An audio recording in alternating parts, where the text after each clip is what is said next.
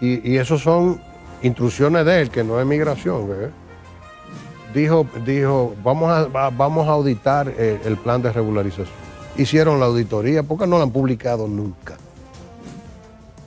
Yo sé los resultados y por eso tú ves que los obispos hablan y también los mismos gobiernos quieren que hablan para que se diga que el gobierno está recibiendo presión. Porque esa es la verdad, que no hay es una posición hipócrita del tema más grave que tiene el país. Y es una pena que el presidente se haya prestado a eso, porque es él. Es él. Entienda que... Él nunca ha sentido, o sea, ha dicho todo lo que debe decir y ha dejado de hacer todo lo que debe. Que el plan de regularización fue un desastre, que nulo, completamente nulo, porque esas identidades se otorgaron a base de fotocopia. Él cree en eso.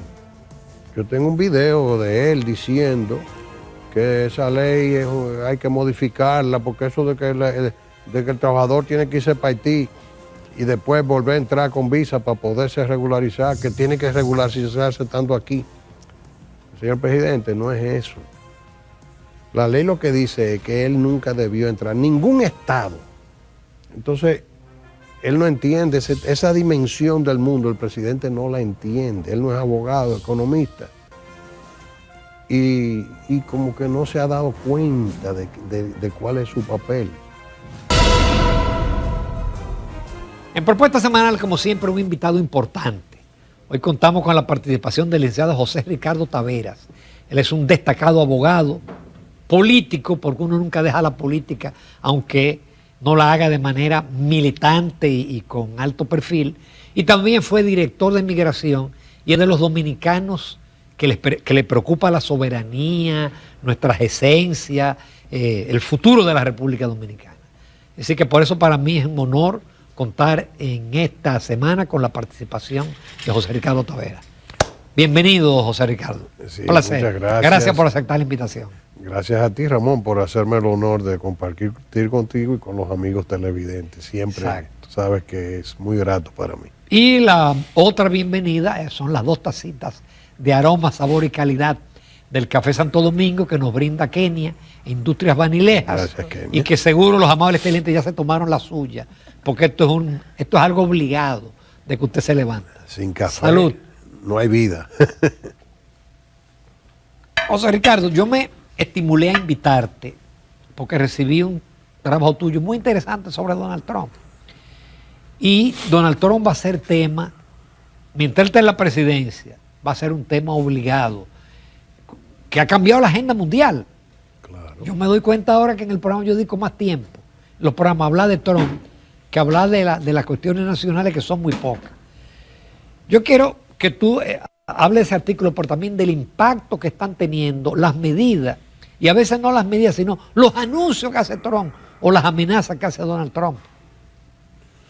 Bueno,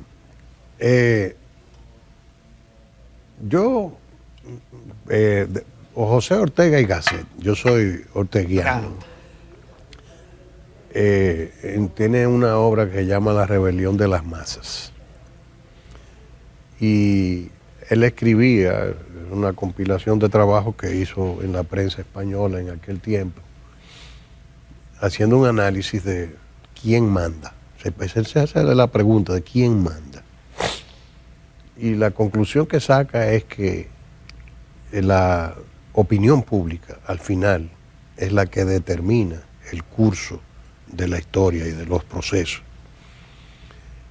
Y no lo hace porque sea la opinión pública en sí, porque cuando la opinión pública se aleja de la verdadera opinión pública, porque hay una opinión que se expresa, que tiene canales para expresarse, pero muchas veces esa opinión es represada o es canalizada, pero hay una que está debajo, que es la de la verdadera opinión que tienen las naciones. Y ahora hay otra libre que es en las redes. No, eso es lo que le está abriendo un canal a la opinión a la que me refiero, que es la opinión que tienen las naciones, porque los pueblos tienen su opinión. El tema que los pueblos necesitan, porque no todo el mundo puede salir a expresar lo que piensa y que eso se convierta en una corriente. Los pueblos necesitan un intérprete de esa opinión, que la exprese, que la lidere, se conviertan, vamos a decir, en representantes de esa expresión. Entonces eso construye los liderazgos.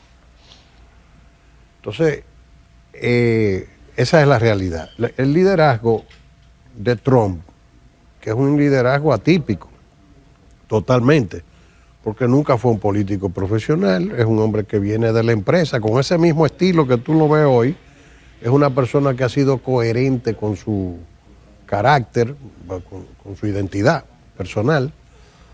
Entonces, pero ¿qué pasa? Trump hace tiempo que viene interpretando que la tendencia, la escuela de la política, de lo políticamente correcto, era inadecuado.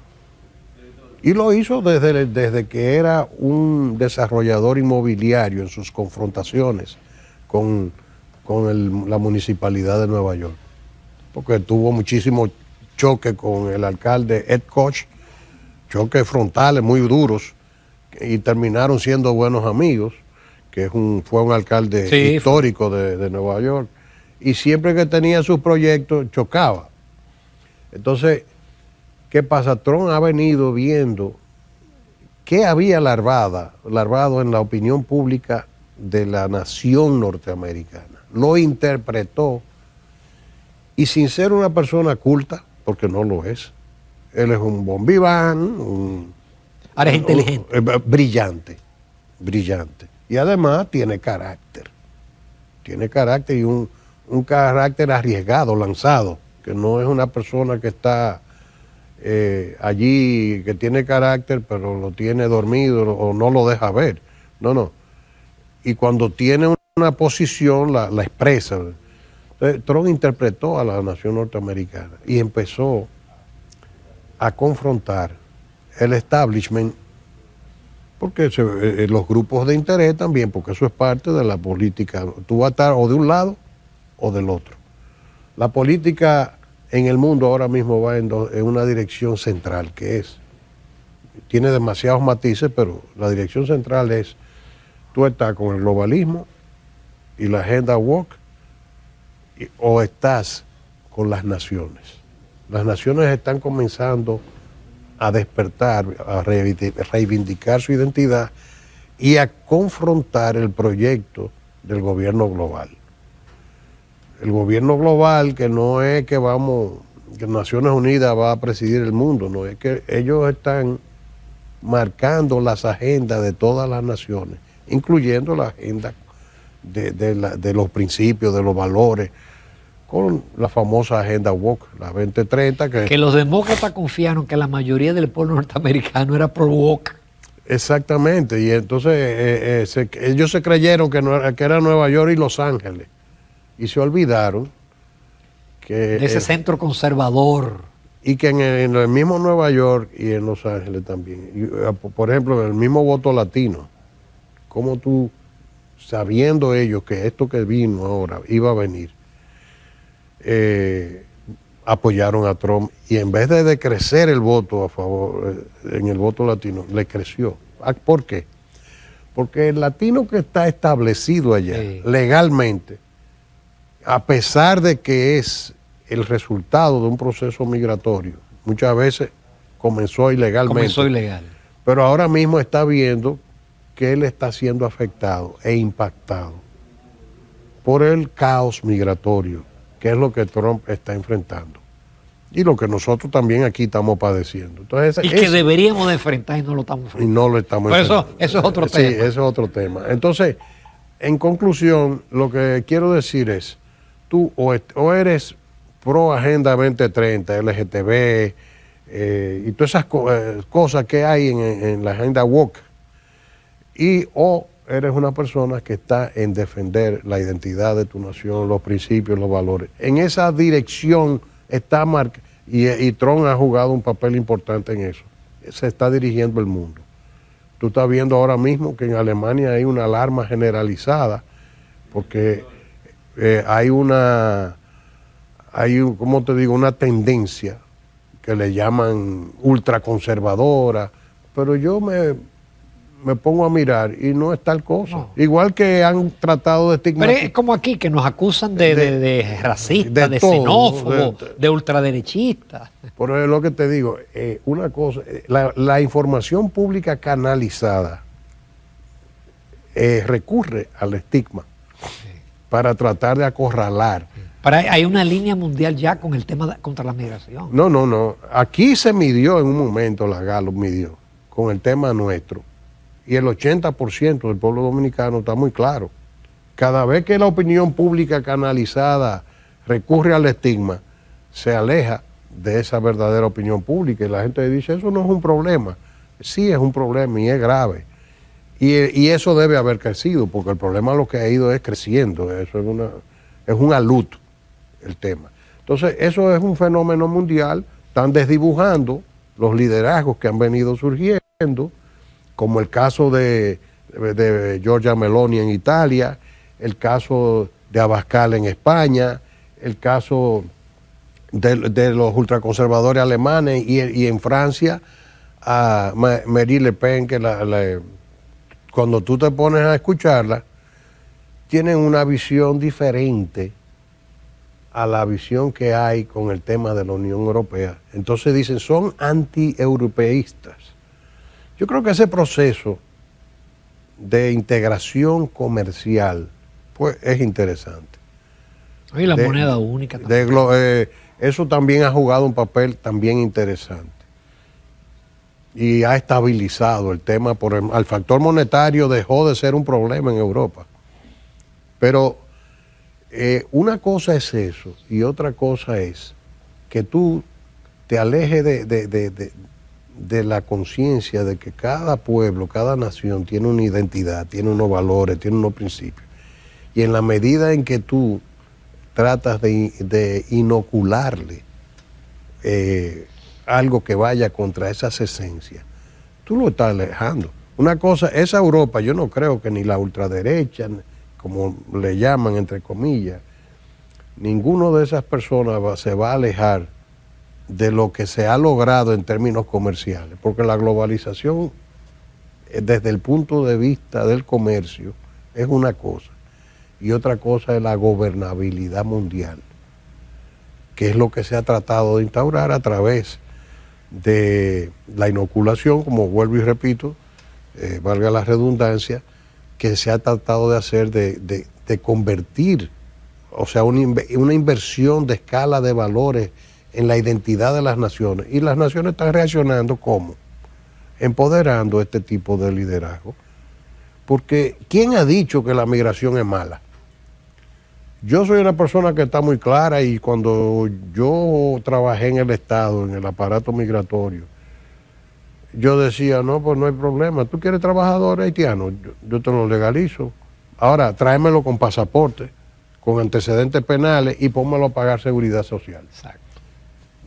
No el desorden de ahora. Y el mercado se va a encargar de estabilizar y nacionalizar el trabajo. El mercado, o sea, yo tengo la convicción. Lo que pasa es que yo no recibí apoyo presidencial en ese propósito, porque mientras por un lado tú hacías una cosa, el gobierno iba en otra dirección y entonces hubo ese inconveniente. Pero esa política produjo, por ejemplo, 2 zafras del ingenio Barahona, que fue el único que se prestó a ver cómo hacía las cosas correctamente, que se buscaban los trabajadores en Haití y lo traían con el 96% de su personal extranjero con documentos. O sea, ¿qué pasa? Cuando eso ocurre y ya pagan seguridad social, ahí hay un tema que costo, esa mano de obra sale más cara. Y entonces ya comienza... Se va igualando con el dominicano. Comienza el proceso. Porque no es verdad que el dominicano dice que no quiere trabajar en construcción, no ni quiere trabajar en agropecuaria. Eso no es verdad, es que esa presencia distorsiona el mercado. ¿Por qué? El globalismo es la nueva cara de la esclavitud. ¿O tú crees que ese crecimiento de China, Ramón, tú eres economista y sabes más que yo de eso? ¿A qué se debe el crecimiento de China? ¿Por qué todos los capitales se fueron a producir en China? Porque ahí hay una mano de obra semiesclava. Semiesclava. Para que después ellos se montaron en la tecnología y la modernidad. No, porque los chinos tenían su estrategia. Tú sabes que ellos, el tema de la ingeniería inversa que ellos hacen, te cogen un motor, te lo desarman y después te lo hacen igualito.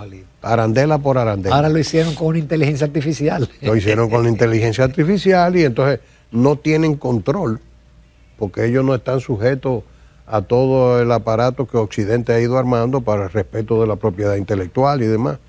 Todas esas cosas, los intereses no tienen nacionalidad. Los capitales que se han establecido en China se han ido a es para producir barato porque tienen una mano de obra semi-esclavizada. Entonces, por eso es que yo le llamo la esclavitud del siglo XXI. Poca gente sabe que una de las plantas más grandes de Elon Musk está en China. Así el que es. está al lado de Trump. Así es. Y Trump pidiendo relocalización, pero él tiene su planta en China. Exactamente. Ahora, el COVID ya planteó un desafío, porque ya el mundo se dio cuenta, primero que China dejó de ser la China de Deng Xiaoping, de poner el ratón a comer, ¿verdad? Sí. Dejó de ser eso, ya pasó a ser una potencia militar. Ahora mismo, en términos numéricos, la Marina china es más grande que la Marina norteamericana. Porque ellos tienen 1.100 millones de habitantes. Exacto. Todo lo de ellos es grande. Todo lo de ellos es grande. Entonces, en segundo lugar, han comenzado a hacer un conflicto serio con el tema de la reivindicación de mares en el Mar del Sur de China, que es por donde pasa gran parte del comercio del mundo. O sea, y el COVID puso en evidencia que prácticamente la matriz de todo viene de China. O sea, que si aquí se arma un conflicto en el mundo, se arma un conflicto en el Mar del Sur de China y esa ruta resulta afectada, el mundo entero va a tener problemas de abastecimiento. De ahí es que surge la política del nearshoring, etcétera. Y esa política está impulsando una cuestión de localización cercana al mercado norteamericano, previendo tener alternativas, porque uno de los procesos fue que hubo problemas hasta con los antibióticos, en medio del tema del COVID. Entonces, ese tipo de temas, pero realmente no significa que los grandes capitales del mundo les interese lo que Trump está planteando. Por eso lo han enfrentado de la manera que lo han enfrentado. Cuando Trump dice Make America Great Again, que él empieza a decir, no, aquí tiene que generarse, hay que establecer plantas, tenemos que dar empleo, tenemos como que un discurso contrario al de los intereses, porque el de los intereses es tener el tema de la mano de obra resuelta a un 5% del valor de lo que le cuesta en Estados Unidos.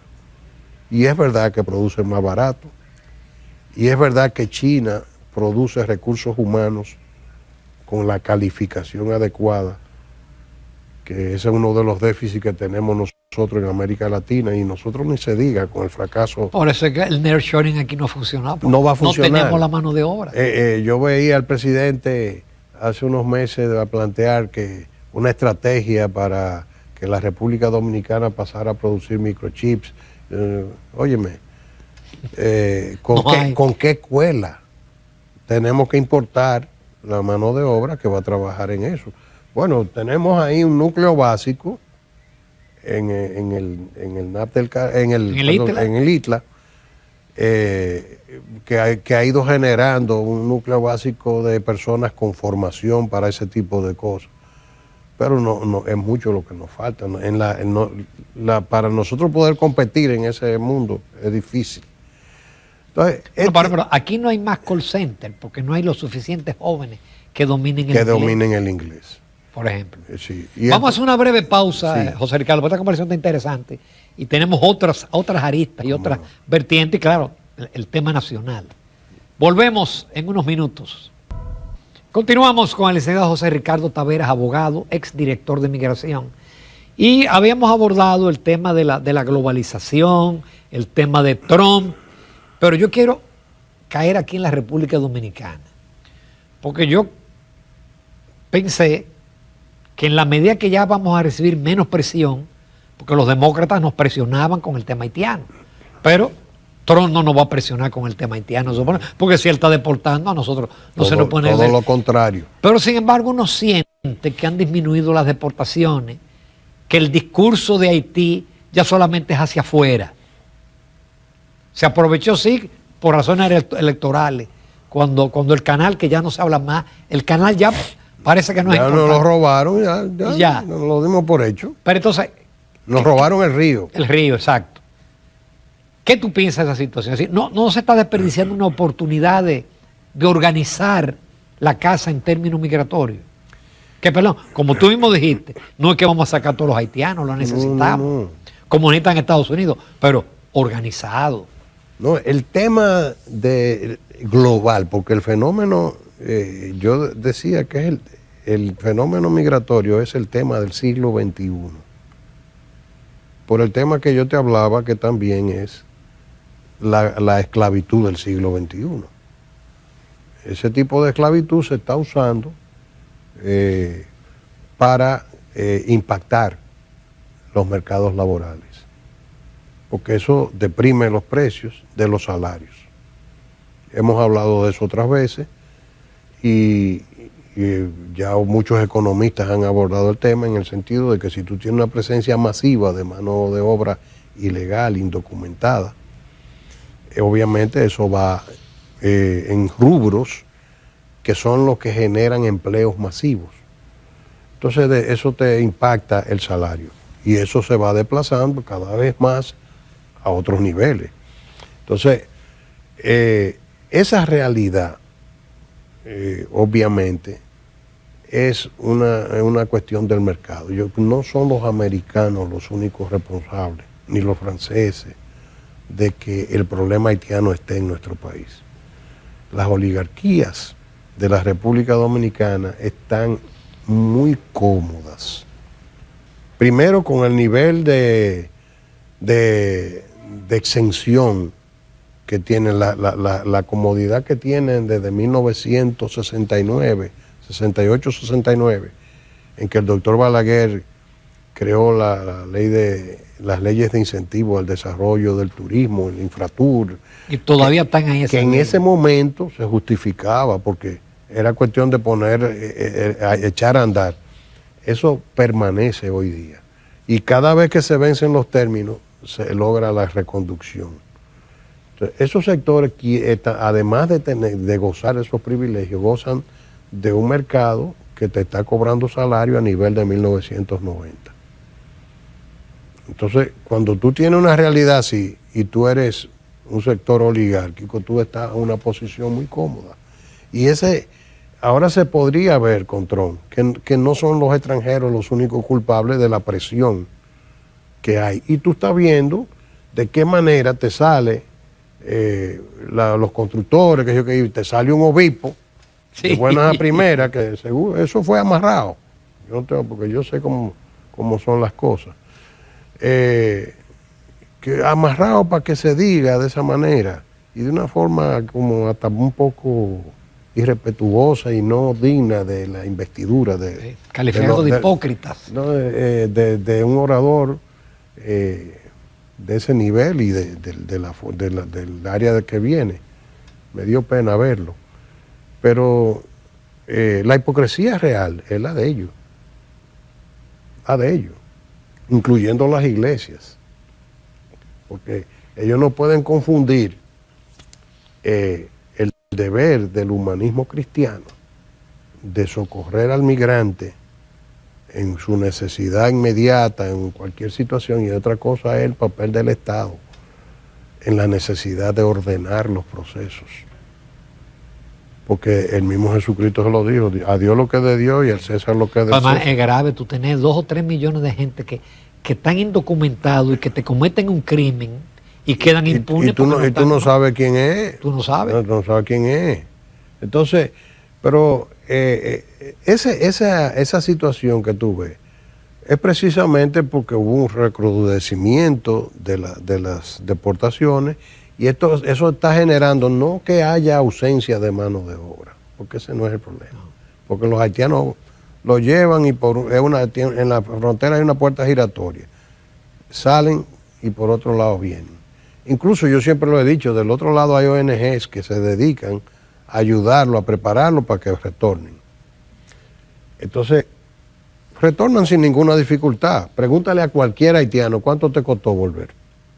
Eso cuando se recrudece lo que hace es que la tarifa sube. Si son 3,000 pesos, puede que llegue a costar hasta 15,000 pesos volver. Entonces el empleador tiene que financiar eso. No es que se lo regala, se lo financia, se lo van rebajando. Y eso está generando un problema. Y sobre esa base, esos sectores están presionando. Y por eso tú ves que los obispos hablan y también los mismos gobiernos quieren que hablan para que se diga que el gobierno está recibiendo presión. Porque esa es la verdad, que no hay es una posición hipócrita. Ha sido instrumentalización política del tema, el tema más grave que tiene el país. Y es una pena que el presidente se haya prestado a eso, porque es él. Es él. Entonces... Pero con esa línea internacional, ¿tú no crees que en algún momento el presidente entienda que... Él nunca ha sentido. O sea, yo ha dicho todo lo que debe decir y ha dejado de hacer todo lo que debe. Manda tu cámara a migración para que tú veas. Cuando el gobierno entró dijo, y eso son instrucciones de él, que no es migración, ¿verdad? Dijo, vamos a auditar el plan de regularización. Hicieron la auditoría porque no la han publicado nunca. Yo sé los resultados, que el plan de regularización fue un desastre, que nulo, completamente nulo, porque esas identidades se otorgaron a base de fotocopia. O sea, y entonces, ¿qué están haciendo ellos para mitigar el clima? Bueno, ellos lo que están haciendo es pura y simplemente tratando de ver cómo reconducen los estatus migratorios que fueron otorgados en el marco del plan de regularización para mitigar el tema. Entonces, él cree en eso. Yo tengo un video de él diciendo que esa ley hay que modificarla porque eso de que el trabajador tiene que irse para Haití y después volver a entrar con visa para poderse regularizar, que tiene que regularizarse estando aquí. Señor presidente, no es eso. La ley lo que dice es que él nunca debió entrar. Ningún estado que se respete, ni ninguna autoridad que ejerza sus funciones con sentido delegado, premia la ilegalidad. Usted le dice, bueno, ¿tú quieres regularizarte? Éntrame con una visa. Porque si yo te acepto aquí y te bendigo eso, ya estoy sentando el precedente. Entonces, él no entiende esa dimensión del mundo, el presidente no la entiende, él no es abogado, economista, y como que no se ha dado cuenta de cuál es su papel. Él todavía no ha aterrizado que es el presidente de la República Dominicana y que tiene necesariamente que empoderar con sus acciones el Estado de Derecho. Y el Estado de Derecho en migración implica que usted autoriza al que entró con una visa. Todo el que entró, pues usted lo penaliza. En Estados Unidos, tú estás viendo el drama de que los niños nacen norteamericanos y después deportan a los papás con todo y el americanito para donde sea. Y el niño cuando quiera puede volver, pero el papá ya está penalizado. Tú eres ciudadana extranjera y pariste en Estados Unidos. Ok, tú tienes tu hijo, él es americano. Porque lo dice la Constitución. Tú no pagaste tu parto. Tú no vuelves a tener visa jamás en tu vida. No vuelves a tener visa jamás. ¿Por qué? Porque tú usaste mi sistema. Tú pariste por aquí. ¿Qué es lo que está pasando aquí? Todo lo contrario. No, aquí entren. No, entra en todo. Entra en todo. Entonces, es penoso, tú sabes, me da mucha pena por él, porque el tiempo pasa y los gobiernos pasan. Él va a salir de ahí en algún momento. No, ya le queda 3 años y medio, nada. Él va a salir y cuando salga, entonces yo entiendo que ya ahí vi que hay una encuesta rodando que dice el 67% que si le tocara votar no votaría por él ya. Entonces, Y ahí caemos, José Ricardo. ¿Cómo tú ves el cuadro político dominicano? complejo porque el país necesita un estremecimiento de su sistema político. Lo que yo alcanzo a ver, como hemos podido ver en general, es medio más de lo mismo.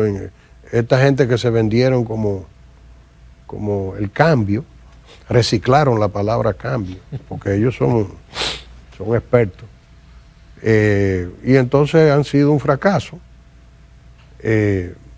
obviamente, y tú estás viendo que tienen 700 aspirantes a la presidencia de la República, ninguno en general, y sin generalizar, tiene condiciones, ni ejerce ningún Ni tipo tiene idea de proyecto país. Pero nada, en absoluto. El país ahora mismo, con el presidente Abinader, acaba de jugar una quiniela y se peló. Porque ha demostrado que le falta competencia para el tema de la... Y se está notando y se irá a notar más todavía.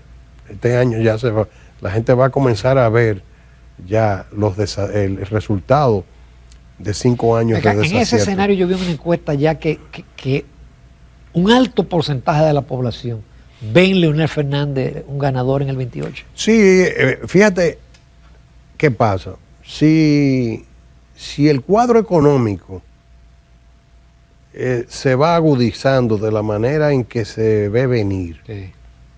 porque tú no puedes pasarte 5 años en Francachela y pensar que 3 años que te faltan van a ser gloriosos. Entonces, ya Leonel tiene, primero, la experticia, segundo, nos sacó de 2 crisis. En el 2004, del ciclón batatero de Hipólito, y en el 2008 nos vacunó de la crisis mundial. O sea, la República Dominicana no fue impactada tan seriamente. Y dentro de la población probablemente hay una tendencia electoral del pueblo dominicano en el sentido de que se aloja en un cuadro político que le dé seguridad de que las cosas van a ser manejadas adecuadamente. Eso pasó en el año 86 Sí. con el doctor Balaguer. En un momento en que Balaguer sale en 78, la gente creía Que ya que el país lo había vomitado. salimos del viejo. Y eso era mentira, porque es lo que te digo, una cosa es la opinión pública canalizada y otra cosa es la verdadera. Tenía un liderazgo demasiado profundo y hoy todavía se nota. Sí. Entonces, ¿la gente qué hizo? Bueno, miró atrás y dijo, bueno, con este viejo no hay problema.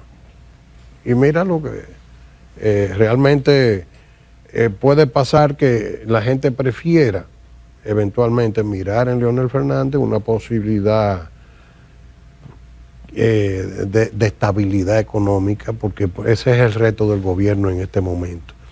Si no plantean una reforma fiscal díscola para que fracasara, porque yo pienso que eso se hizo así de manera deliberada, porque no se puede ser tan descabezado como para hacer una propuesta de ser y pensar que puede pasar. Entonces, puede ocurrir, porque tampoco tú alcanzas a ver que haya la emersión de un liderazgo. El país necesita un liderazgo nuevo. Y no puede ser un liderazgo de tiene que ser un liderazgo de firmeza, porque el país necesita ya avanzar. Yo mismo, que respeto muchísimo al presidente Fernández, digo, y que creo que de los últimos que hemos tenido, el único que tiene, vamos a decir, un ejercicio de legado. Porque si tú te pones, hablábamos del ITLA, y hay una serie de cositas que tú te pones a ver en la misma administración pública. Las obras, por ejemplo. No solo las obras, porque hay cosas, por ejemplo, nunca se ha tratado la dimensión del aporte de los gobiernos de Leonel Fernández al tema del empoderamiento del ciudadano frente al Estado. Ahí hay un aporte impresionante en materia de derecho administrativo que ha cambiado totalmente la cultura. Ya la gente está demandando al Estado, el Estado está teniendo que responder, ha tenido que... Y hay dos grandes reformas, la reforma financiera y la reforma de la hacienda pública. Sí, la ley de compra y todo eso. Y cuando tú te pones a ver también la mesura de soportar también costos políticos, cuando entiende que una medida es irracional, por ejemplo, cuando se le planteaba el 4%, él te decía, sí, ojalá que no sea un 4, ojalá que sea un 6. Ahora, el tema no es el dinero, poner el dinero por poner el dinero. El tema es saber qué se va a hacer con ese dinero. Porque si no tenemos el plan es el que determina el presupuesto. Y entonces después que ya tú sabes, ¿y qué ha pasado con lo del 4%? Lo tiramos al mar. Dinero en un hoyo. Lo tiramos al mar. Y lo seguimos tirando. Y lo seguimos tirando. Y no hay forma, todavía cuando llegan los fines de año, el ministerio se pone loco haciendo cosas para poder ejecutar el presupuesto. No tienen forma. Entonces, yo estoy, si fuera por mí, y yo creo que el mismo presidente Fernández ha expresado en privado, que él fue presidente 3 veces y que no le importaría no serlo más.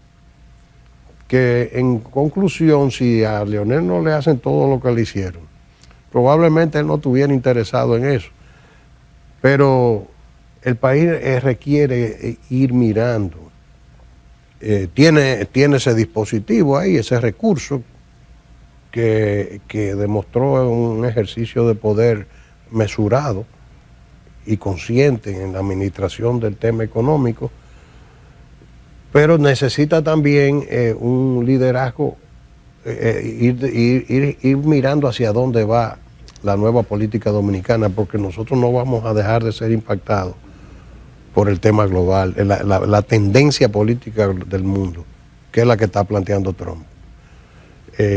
Porque nosotros necesitamos esas transformaciones que tú ves que se han producido en Argentina, en El Salvador, y la que se está produciendo en Estados Unidos y en la propia Europa, que ya tiene expresiones importantes y que están creciendo. Porque un día de estos te toman el control del Parlamento Europeo. Entonces, eso va a venir aquí. Y aquí hay que preparar, y yo no alcanzo a ver entre lo que se ve. Porque aquí te están alimentando liderazgo con compota. Los sectores de interés, que cuando salen a medirlo, le salen vergonzosamente identificados. Y don fulano de tal, y tú ves que el ministro de Turismo es un grupo económico impulsándolo como el que le está echando maíz a un pollito. Y son una serie de liderazgos ficticios, sin ningún tipo de compromiso con el proyecto de la República Dominicana, que es lo más importante. El país tiene que comenzar a mirar hacia ese tipo de liderazgo. Puede ser que para el año 28 el país tenga, con la gracia de Dios, una posibilidad con Leonel, que ha demostrado ser una persona equilibrada. Pero el país tiene que ir pensando también en relevo. Y no puede ser un liderazgo light. Aquí se necesita ya un liderazgo pesado, que enfrente ese tema haitiano. Cuando yo decía, por ejemplo, presidente, usted comenzó por el final, usted le está ordenando a migración, pone un oficial muy correcto a dirigir y con capacidades operativas, inteligente, con capacidad de manejar esa situación. Y le va a hacer la deportación y la está haciendo. Migración ha ido cumpliendo con su deber increíblemente bien, con las capacidades operativas que tiene. Ahora, ¿qué es lo que demuestra el fracaso nuestro eso? El fracaso nuestro se demuestra en que no hay seguridad en la frontera. Porque tú lo llevas y vuelven. Entonces, vamos a comenzar primero por poner multas. Entonces, aquí tiene que venir un liderazgo y que el país empodere un liderazgo. Y mientras menos financiamiento tenga de los grupos de interés, no para hundirlos, porque el problema no es pelear con la gente que produce el dinero. El que genera riqueza hay que apoyarlo. Ahora, el apoyo no puede ser incondicional a costa de que el país se hunda. Entonces nosotros necesitamos un liderazgo firme, primero porque se nos está yendo de la mano el tema de la seguridad, en términos generales. Tiene que venir un liderazgo que entienda, el país tiene, tú quieres un problema más grave que ese tema del tráfico. Y tú sabes que eso es una expresión de lo que yo denomino una crisis de autoridad que hay en todos los ámbitos, en la educación, el empoderamiento del maestro, el empoderamiento de la autoridad policial, que aquí un policía, la carrera de un policía y nada, no es, tú tienes, ok, el ciudadano hay que protegerlo, pero tú también, cuando una persona ejerce una función delicada, tú no puedes estar haciendo política con eso y hacerte gracioso. Eso. Qué pena no tener más tiempo, José Ricardo, pero qué bueno, qué buena conversación y qué buenos temas tú has tratado de presente y de futuro. Ojalá te escuchen. Gracias. Y te van a escuchar. Gracias, Ramón. Un gran placer siempre para estar aquí contigo. Gracias, José Ricardo. Continuamos en Propuesta Semanal.